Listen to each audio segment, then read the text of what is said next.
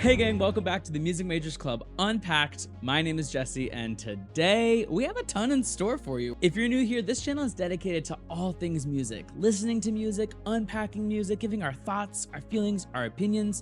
So be sure to become a music major. Go ahead and subscribe now, give this video a thumbs up, and join our community. We have a ton of previous reaction videos, a lot of pop music so far. I am trying to mix it up a little bit, go a little bit out of the pop space. We've got a lot of upcoming things coming to the channel. I'm dropping the Folklore Unpacked very soon. So far I have a lot of like singles and songs released by themselves in a way, so the full unpack is coming. So if you're a Swiftie, get excited about that. But I'm excited to just keep doing these reaction videos, giving my thoughts and opinions on the music as I hear it, and I'm always looking for recommendations. So if there's something that you think that I should unpack and an album that I should hear or should look forward to hearing, please let me know in the comments. On set today, we don't have a whole lot too crazy going on. Oh my gosh, I actually have to talk to you about this. I have this on set specifically for a very iconic and peak moment of not my career, but my life. I actually have the Die With a Smile single CD from Lady Gaga and Bruno Mars, specifically because if you did not see this past week,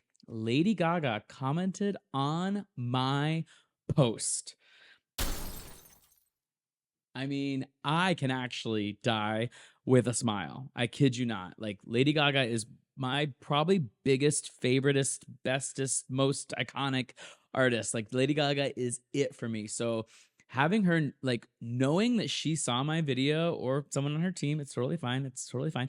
And having her comment, like the video, like, it was absolutely, truly amazing, like truly iconic. I absolutely feel like I've peaked in life knowing that Gaga has seen my face, seen my content, and the biggest part too is that it was like specifically about music. I'll insert the clip that Lady Gaga liked and commented on of mine.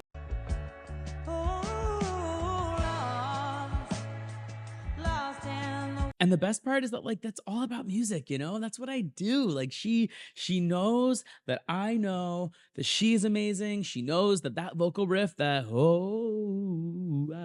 that will always, forever and always be a big moment for me. Like, knowing that she commented on that and that she heard that from me. So I am just so thankful. Thank you to Gaga. Thank you to Gaga's team. Thank you for commenting. I got the single, I got the album. So I mean, it's not an album. I got the CD. I had to commemorate the moment. I'm going to print shirts, you know, like with that iconic comment on it. So thank you so much. So that's the biggest highlight on set. I mean, what's going to be better than that? I had to showcase it. I had to feature it.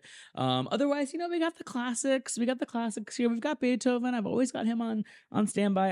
I am classically trained as a pianist, so I grew up playing classical music. So I feel like having Beethoven here with me is always like a little like nod to my musical history, I guess. Still do classical music, but not, you know, like I used to.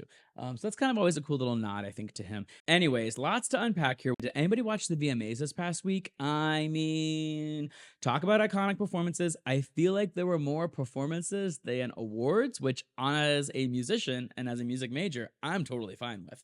I don't need to have an award every 2 seconds. I don't need to have a speech every 2 seconds. No shade, no, you know, but I appreciated the amount of performances that they gave. I feel like there was a little bit for everybody. So thought that was really cool. Of course, my favorite performance from the VMAs was Chapel Roan. I actually think that's the best performance of Good Luck Babe that I have seen her do. Like, it was phenomenal. She sounded amazing. She was singing live. That mic was on. I think that was just like the best that she's ever performed and best she's ever sounded. So I'm so happy for her. I worry for her with the way that she's been perceived to interact with her fans and the paparazzi. I don't blame her. I can't even imagine having that much attention and that much, like, you know, people screaming at you is what she's described. I just worry that people are getting this mixed interpretation, or maybe it's correct, but this perception of her that she's not nice.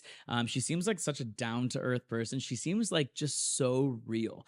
And maybe I actually think because she's the latest to kind of come into the scene, maybe she has the best perspective. Like, maybe she's actually interrupting the way that famous people, celebrities, musicians are being interacted with. Like, maybe she is actually going to help break this generational trauma of how people are interacting with celebrities. I kind of actually look forward to see if that's something that she can do, because I think, if there's a reason she's saying something, maybe there's something that needs to be stopped. Maybe we need to treat these people like they're actually people, because guess what? They are. But I loved her performance. I love her. I always applaud her for bringing pop music and bringing like a fresh perspective to pop music, and still continuing like the costumes, and she brings everything together. And I think living in the time of Chapel Roan that we're in right now is kind of iconic for music. Otherwise, of course, Taylor Swift swept the awards. We already know she won like everything that night, as she should. She didn't announce Reputation. That's so random of her. It's the third year in the row that she hasn't announced the next re-recorded album, Reputation, at the VMAs. It's so crazy that she didn't do that. Just kidding. Always clowning. But obviously, big night for Taylor Swift, so happy for her and for Post Malone. I actually saw a lot of dialogue about the VMAs that like there's not as many iconic things happening anymore, that it's kind of weird that like we're referencing the past iconic moments, and like I don't know, maybe that's kind of meant to be. Like maybe it's time to just revisit some of the iconic things. Not everything has to be this big dramatic thing. We don't always have to be one-upping ourselves every year. I don't know, maybe a hot take, but people said there were too many like nods to previous costumes or outfits or performances, and I don't know what's wrong with like acknowledging the best in the past, and why does everything have to be like a wow moment, So anyways, all that being said, it's time to get into some of the new content from The Weeknd. I'll be honest with you, I'm not a big like Weekendista. Is that what they call the Weeknd fans? What do they even call them? I feel like Weekendista is hilarious. I don't know. I know so many songs from The Weeknd. I know all of his big numbers. Obviously, he's kind of a legend in himself. He's, radio play, he's concert tour, he's everything. Like he's done almost everything. And there's a crazy story about The Weeknd too. I think he was like a unhomed person for a while. Like he was singing on the streets of New York, and then somebody from a label like heard him singing and discovered him or something. Is that right? Is that a hot take? I'm pretty sure that's The Weeknd. Like he had such an incredible voice, and he was just literally heard and like discovered, like they used to discover people. I think that's The Weeknd's story, and seeing his success. I mean, he's like I said, he's like a legend. I remember he even had that show last year on HBO that was kind of interesting. What was that show called? Yeah, it was called The Idol, and it was one season. It was a very controversial and like kind of inappropriate show, but I did really like a lot of aspects of it. I think they really showcased a lot of things that happen, kind of what I was saying before with celebrities and the way that they're treated, and a lot of things that happen behind the scenes in a celebrity's life. I kind of appreciated that. And I kind of appreciated the way that they were like showing how some things are a little bit messed up. So maybe that's why. I mean, there were a lot of like weird things that happened in the show too, and I think that's probably more why it was canceled, or not canceled, but not renewed. But anyways, The Weeknd's done everything, and I guess I shouldn't even be calling him The Weeknd, right? I should be calling him Abel. That's the kids. That's what we call him, right? Abel. He's not called The Weeknd anymore. I don't know. I'm trying to stay hip. But anyways, with being a legend in mind, I mean, The Weeknd has released so many like just bangers, top 40 hits, top 10 hits. I mean, I'm sure top 5 hits.